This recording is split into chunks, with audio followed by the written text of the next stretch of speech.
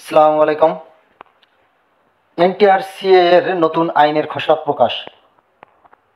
বেসরকারি শিক্ষক নিবন্ধন ও প্রত্যয়ন কর্তৃপক্ষ, সংক্ষেপে এনটিআরসিএ নামে পরিচিত বেসরকারি শিক্ষক নিবন্ধন ও প্রত্যয়ন কর্তৃপক্ষ আইন 2005 এর পরিচালিত শিক্ষা মন্ত্রণালয়ের অধীনে এই স্বায়ত্তশাসিত প্রতিষ্ঠানটি বিলুপ্ত হচ্ছে। এজন্য নতুন একটি আইনের খসড়া তৈরি করা হয়েছে। সেটি অনুমোদন হলে এনটিআরসিএ পরিবর্তন হয়ে বেসরকারি শিক্ষক নির্বাচন ও নিয়োগ সুপারিশ কর্তৃপক্ষ নামে নামকরণ করা হবে। আর এই আইন বেসরকারি শিক্ষক নির্বাচন ও নিয়োগ সুপারিশ কর্তৃক আইন 2024 নামে অভিহিত হবে। নতুন আইনের খসড়া দেখুন। আজ সোমবার 29 জুলাই এনটিআরসি এর ওয়েবসাইটে আইনের খসড়াটি প্রকাশ করে এক বিজ্ঞপ্তিতে বলা হয়, এই খসড়া আইনের বিষয়ে কোনো মতামত পরামর্শ থাকলে সংশ্লিষ্ট অংশীজনদের এনটিআরসিএ ইমেইলে প্রেরণের জন্য নির্দেশক্রমে অনুরোধ করা হলো।